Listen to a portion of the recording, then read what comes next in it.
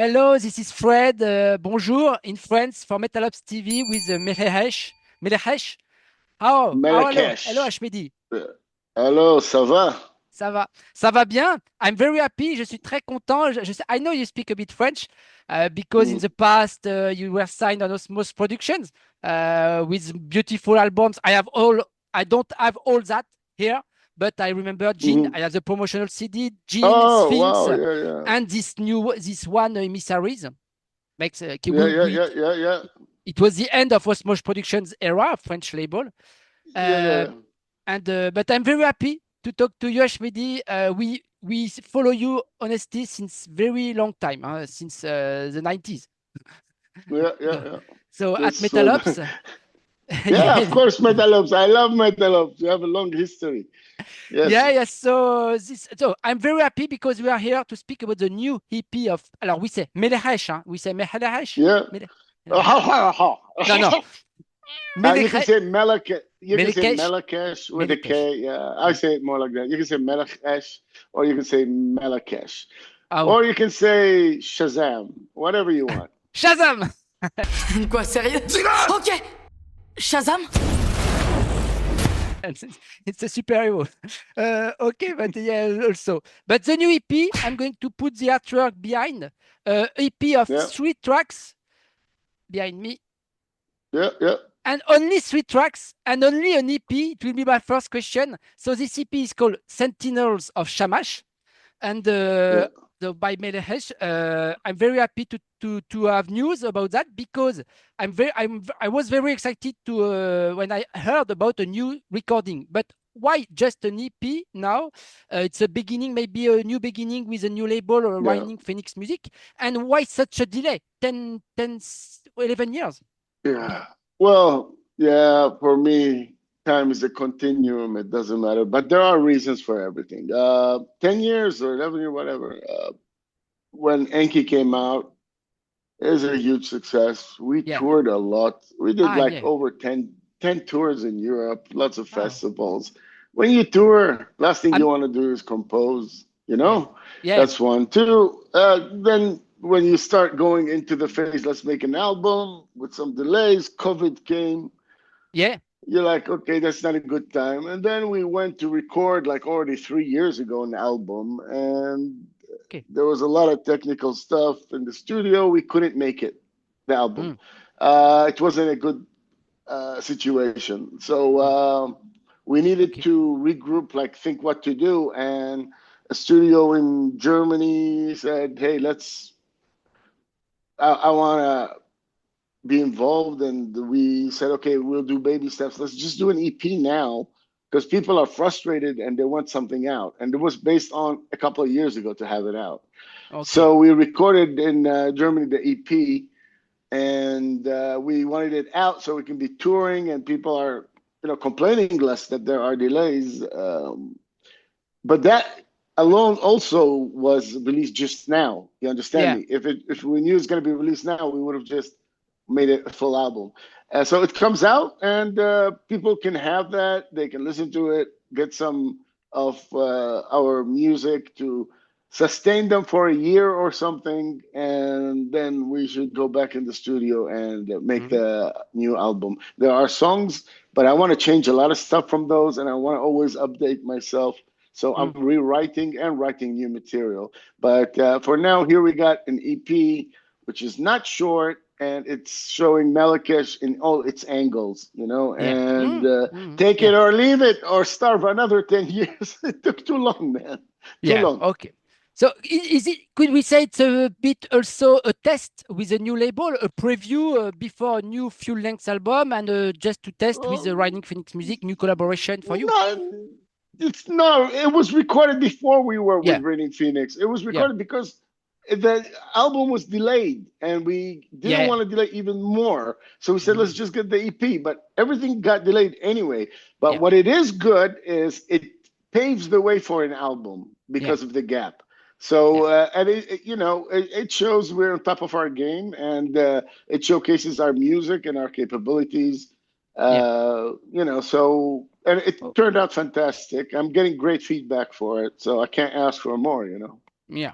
Okay, and maybe it's better to record and to release for the fans a good EP with only 3 tracks, because nowadays people zap, listen just a single, they switch, they don't take the time to listen a full length album like all generation we like. And maybe it's better to release just an EP with three good tracks that a long full length album, but maybe not very good, or people who zap, who switch and don't appreciate the whole album.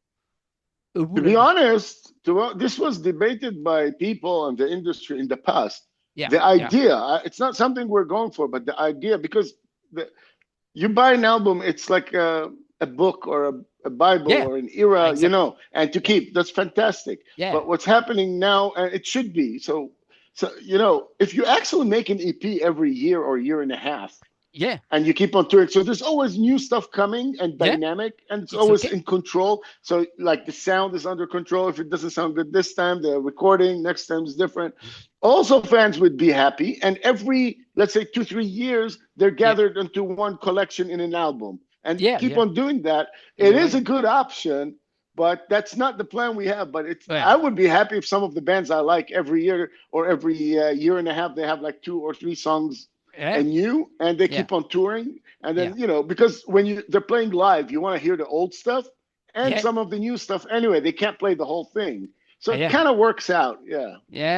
But also you have your own style, you have your own universe. You create the Mesopotamian extreme metal, black metal with folk influences, thrash influences. It's very very rich. So you have and this new EP behind me, the artwork. So this new EP, it's a concept EP, a conceptual recording, in fact, with only 3 tracks. But about Shamash, could you tell me more about it's a god of truth in the Babylonian?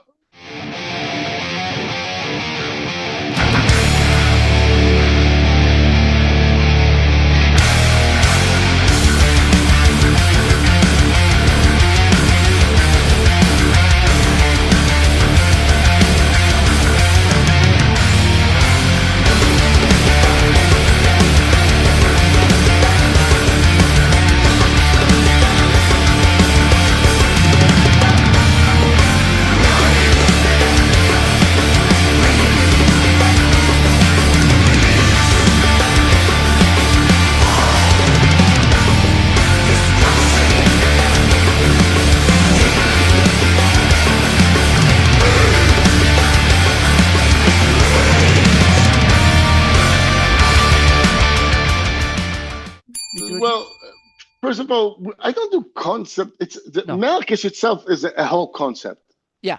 The world of Melechesh, and it's our own domain, which we go backward, forward, up, down, right. It's ours.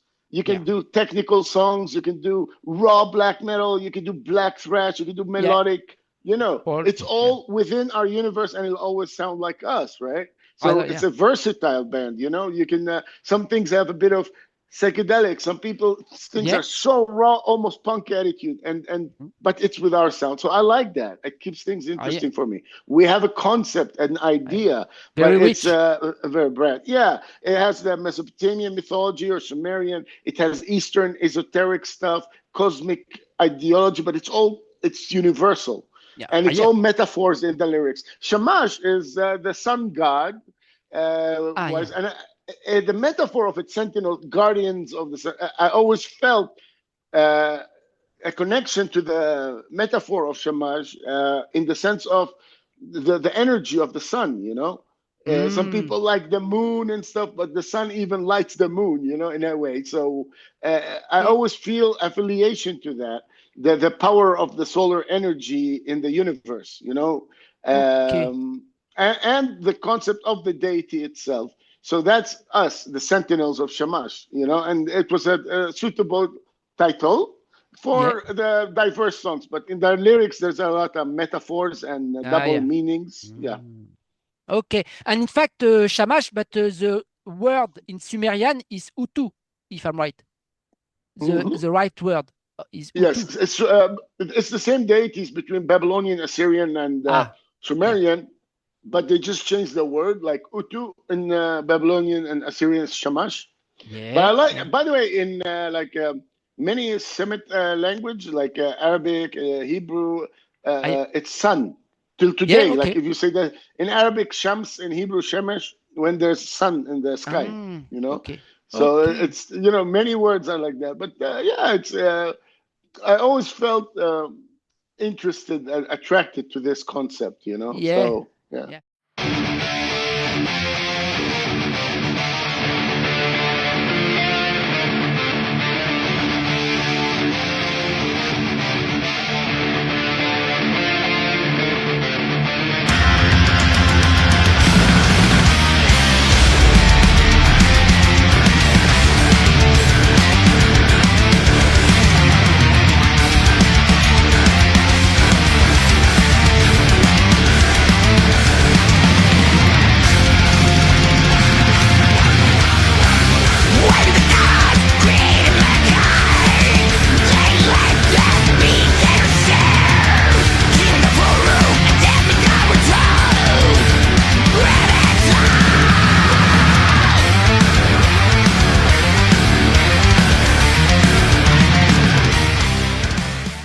And all that, it's in your roots. It's your you grew up with books, with maybe your grandparents, parents narrowed, or you Well, maybe what how did it come? Did it come all this? This tell you, culture? my family are from. They're not from Jerusalem. They're from abroad. They came to Jerusalem. I'm born there. They are Armenian, Assyrian, Aramaic. And they are, you know, Armenian Orthodox, Aramaic Orthodox, Assyrian Orthodox. But I don't know, from the father's side, I was baptized in the Assyrian church, where Jesus had his Last Supper. It's Orthodox church now. But the Assyrians, they had the symbols. I'm like, what are those? So they tell me before the, you know, Christianity stuff, there was the mythology. You know, and I enjoyed the stories. But, you know, you'll be surprised.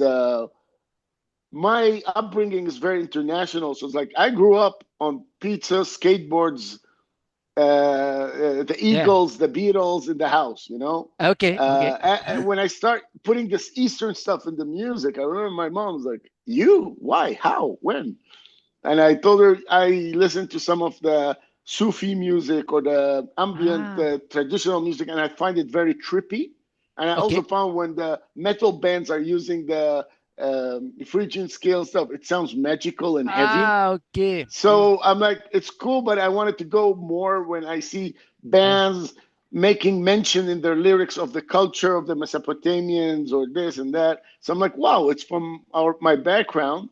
So I became proud, and I'm like, I want to represent it by combining it into a style. Tribal music fits very well with metal because metal is a tribe. You know, it's all primal. It's about beats and drone sounds, you know? So it kind of work together, Okay.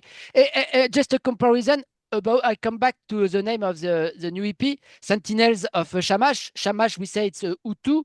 And in the mythology of Babylon, old Babylon, Marduk, you know, Marduk on this production, but Marduk, and Marduk is over the god of sun of Shamash or not? They are not in the pantheon. This is not hierarchy. You know, every area people have this, but actually many of them are talking about a metaphor of advanced people from another planet, which they had jobs maybe, you know, like the general did this. But the concept of Shamash as the solar energy is what fascinates me. But it's not about hierarchy and Game of Thrones or something like that. Marduk originally, it's the way it's pronounced in Mesopotamia was Merodach, you know. But it got anglicized to Marduk. So there's many. Bell also. There's Bel Eli, Belet Eli, Bel, and so there's always alternate stories, and they all are the same thing. For example, even Noah's Ark, the story of Noah, it's taken from Mesopotamia. There's Utnapishtim, and then there is Atrahasis. It's the same story. The flood, the Bible, old Bible. Okay. So, but it's all metaphor. I mean, it's all metaphor. No one did a boat. I don't know what people believe that put every animal. I think it was like a vessel, a spaceship, or a boat, or a plane that went around the world that took DNA from every creature. It makes sense. For example, when you look, when you travel in the world, and after I come back to the EP, when you travel in the world and you go to Cambodia, where is the war? Yes. There are statues and temples and pyramids. Yes. When you go to Mexico and Aztec pyramids, they're the same. It's yes, and they're aligned. It's not as simple as people think. Of course. And Peter Tadgren from Hypocrisy has a theory. There was aliens who travel who come in the world, and it was the same in Asia and America. But this is a known theory. About the Anunnaki gods, the first Mesopotamian gods. They're called the Anunnaki. They were collective. They were just astronauts that came from another planet. Even the movie Prometheus. The engineers. They don't want to say the words. They don't want to say it because in America they don't like the subject because of evangelical Christians. They get bothered. That's why they don't talk about ANTHRAX. It bothers them because they want to talk about the Bible of Noah. But then you tell them the stories earlier and it's carbon dated on stone. They don't like it. To some American evangelists, Earth began 4,000 years ago. And Adam Eve was walking with the dinosaurs at the same time. That's it. You can't change their mind. Reality doesn't mean anything. Cuckoo. You're right. The concept of having advanced people coming and advancing society here is not so crazy, It's not fact. It goes interesting and it could make sense. It's possible. It could be a theory. It's a theory. Okay. For me, it's very interesting concept. Alors, so in Sentinels of Shamash, there are only 3 tracks. The 7th Verdict, In Shadows in Light, new single out, lyrical video. Lyrical? Oh no, I don't remember. Lyric video. Lyric video. I saw it. And Raptors of Anzu. Raptors of Anzu at the end, it's maybe, so they are long songs, 6-8 minutes, but maybe the last track, Raptors of Anzu, it's like the epilogue, because it's more conclusion with a bit percussions and hypnotic parts a bit. So 3 tracks, it's like a journey. It's a journey, musical journey. It's a journey, musical journey. We have our own sound, yet each song is different sounding, different presentation, but it's still one. Raptors is more like a black thrash, aggressive space journey, where in the end it goes apocalyptic conclusion with the simple thrash riff that speaks to you, it'll catch you. A lot of and the percussion, with the percussion of tribalness. And it's funny that we're releasing the EPs every single backwards, but the journey is from this to that. And now just yesterday we had officially the lyric video out of In Shadows and Light, and that's a whole journey. It has its raw and it had its prog or psychedelic parts and space, but it's all in a raw metallic way. It's all in a raw thrashy way. It's hypnotic. So it's hypnotic. It's hypnotic. Thank you. It's more hypnotic. But it's still headbanging on it. But so each one is different. And Seventh Verdict has the beginning. The first half of the song is black thrash classic riffs with our own melody. Like I call them like classic metal riffs. But in our own sound, and then it goes into that vortex of sound. So it's diverse as always. I hope we do it justice, and I hope people appreciate it because I respect the people who listen to music. I don't underestimate them, and I know that they will understand it. And it's very gratifying when people are relating and connecting with the music. It's one of the best feelings. And that's why we are happy because you are back.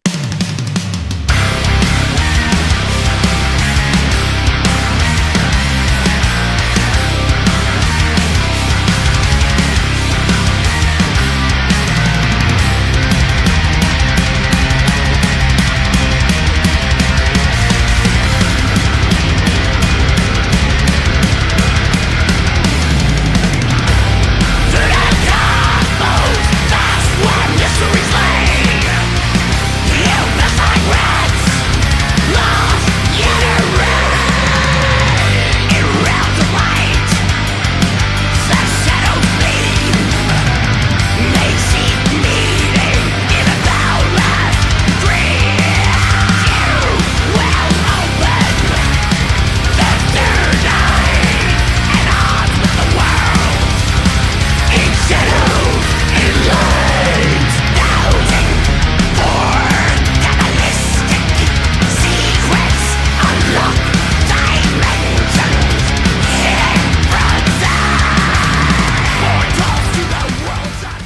You are back. And how do you start to compose? Honestly, how do you start? You play bouzouki or oudou, or you directly play guitar, electric guitars, and you have melodies in your head. For me, it's with the guitar mainly. Of course, the guitar is the main instrument, and I love writing drums. I write all the drums. I'm almost like a football coach. You know, I'm not playing the football, but I'm directing it or producing it. So I can take a drum and produce the pieces, and every hit, every dynamic, and you know, I love it. I love the percussive sound and the bases of it, be it extreme metal, rock, or using tribal beats as a drum pattern. It's chaos and order, you know. Sometimes it starts with a hum in my head. Sometimes it starts with just riffing, and then it opens up to, you know, sometimes it starts with a title or a lyric or a word that pushes you to go somewhere, you know. So we don't limit yourself. There's no method to the madness. It's order and chaos. It's a big world. Everything is allowed as long as it's sincere, and you feel in your stomach. In your stomach, you feel this is it now. You know, and it's not a formula. It's not, oh, will someone like it? I respect our fans. They have a certain sophistication. Some of them will enjoy just to headbang and listen to the rock and the metal in it, which comes across live. And some people want to go beyond and deeper, which is there. So you have both, and you take what you want from it. Take whatever you want from it, you know. But you have your sound, your own sound. We can recognize immediately how it's Melechesh.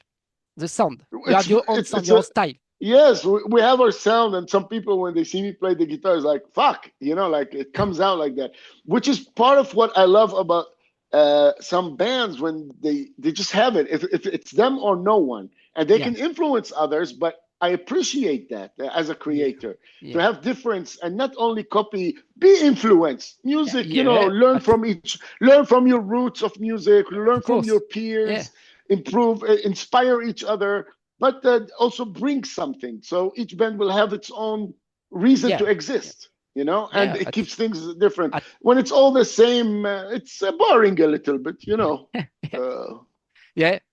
Okay. Where did you record? It was with Christian Kohle in Germany, near France. Just Kohle, you say. Yeah, Kohle is super. He worked a lot with BENIGHTED, French guys. That's true. He told me they're fantastic people, BENIGHTED. I like them very much. I know them many years. We recorded in the studio there when we had some delays in Greece, and we, you know, they have issues in the studio. Then someone from a label and Christian talked together. They know the story, and he said, you know, let them come here, record. They're going to be feeling comfortable, creative, and it was the best decision. There's a fantastic studio. The guy knows what he's doing. The equipment is about sound and very creative environment. So it was a really good decision. We recorded almost everything there.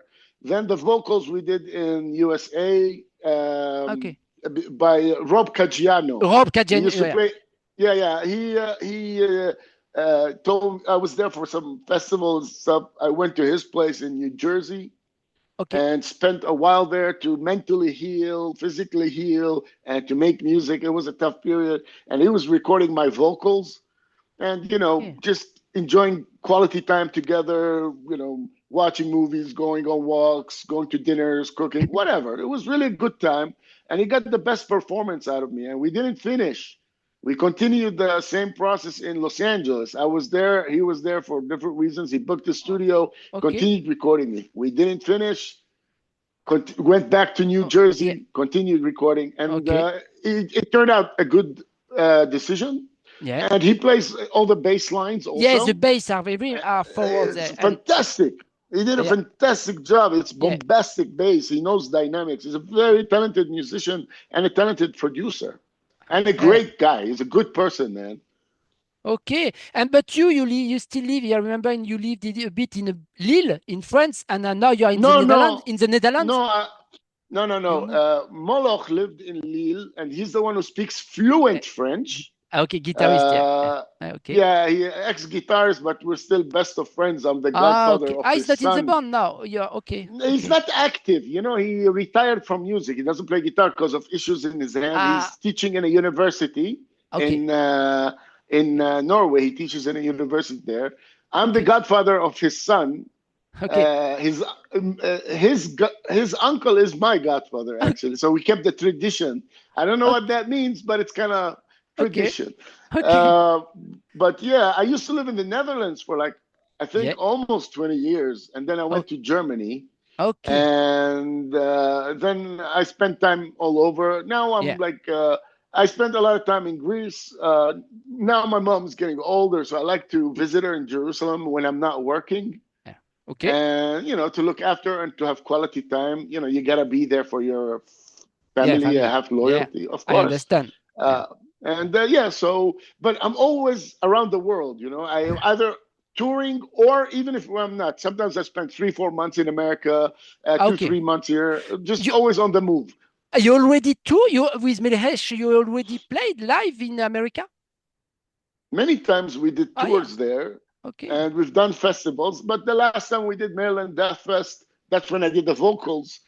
It was in 2024. Okay. We did Maryland Death Fest there, and we did a secret show in Queens, New York. Secret. We announced our name last moment, and I did the recordings. Okay. And you are 4 in the band now, the lineup, the official lineup? It's always, it's with the drummer. In the studio, it's different. I compose the music and I want someone to execute it. So in the live, it's we use the session musician. We call them the live musician. They can stay as long as they want, but some people come for a tour and they learn. And then a few months later, again, they learn all the music and we work together. For drumming, I took a young drummer in Greece, put him in the rehearsal room for a month. We jammed for a year before, on and off. Put him for a month. I'm like, listen, I'm going to shape you to the way we want the recording. Going through everything. And he was, curious and willing to, and it was a pleasure for him to. And then from there, we flew to the studio. I'm like, here, record this. And he put his heart in it. His name is Nikitas Manolis. It's not Lord Curse. I remember Saro. Lord Curse. That's Saro Lord Curse is now, he's always working in, he used to work with George Lucas with movies and stuff, drawing. And then he did, then he's doing now more animation for like mobile games, like, Pokemon, the animation for the phone. And he does all of that. He's a very creative guy. And we still, when I go to Bay Area, he lives in the Bay Area. So whenever I go there, my other best friend, which I grew up with, has a studio there for jamming. So we're always plugging the instruments and playing all the time, jamming, improvising. But yeah, this one's Nikita's. He did the drumming and he's sessioning live, like he's our live drummer as well. And it depends on the trajectory of his career and my career. But we continue, he's playing with us live. It's about availability and life choices, that's how it is in the studio. And I usually do the guitars. Sometimes I do the bass and live, of course not. But this time Rob did the bass. He did a fantastic job. And backing vocals. And backing vocals. He did the backing in the chorus in Shadows and Light. It's me and him. And Nikitas did choir with me in also in Shadows and Light. So some people did this, in the choir. But backing vocals on Seventh Verdict, it's Jessica Pimentel. She did vocals for Brujeria, and she's an actress. She's an actress from Orange is the New Black on AMC. Yes. She's fantastic. She's really talented. She's very talented. She's very empathetic and a good vocalist, with a good character. I remember. But in Brujeria, there was a dead guy. I don't. Juan Brujo. Yeah, unfortunately. No. I don't know the name of the guy, but I felt bad because it's a really cool band. She has her own stuff going on. She lives between Sweden and New York. She's married with the drummer of Meshuggah. They're married for a while. Yeah. So she spends a lot of time in Sweden. So I didn't see her when I went to New York this last time. But she's very talented. She did the backing vocals, screams, and I remember the last BRUJERIA album. It was good. Alors, so you make my transition. After we have to quit, we have to finish to conclude. Before to speak about the plans, if you have live plans, why didn't you ask Proscriptor McGovern to play the drums on this new EP of ABSU? Look, we have different trajectories, and he's not like when he goes live, he's not played drumming. In the past with you, the two first albums. Yeah, we did 2 albums. No, the second and third album. Jinn and Sphinx. Jinn and Sphinx. Well, we live far away. He has his own vision. I have my own vision. And the style, I love his jazzy, crazy style. I love too. I love it, but also I love sometimes minimalist. Like I love Deep Purple, Perfect Strangers, and I like that all in the same song. So it's a different approach to music, you know. I understand. But I love the music he makes. You are still in touch with Proscriptor McGovern?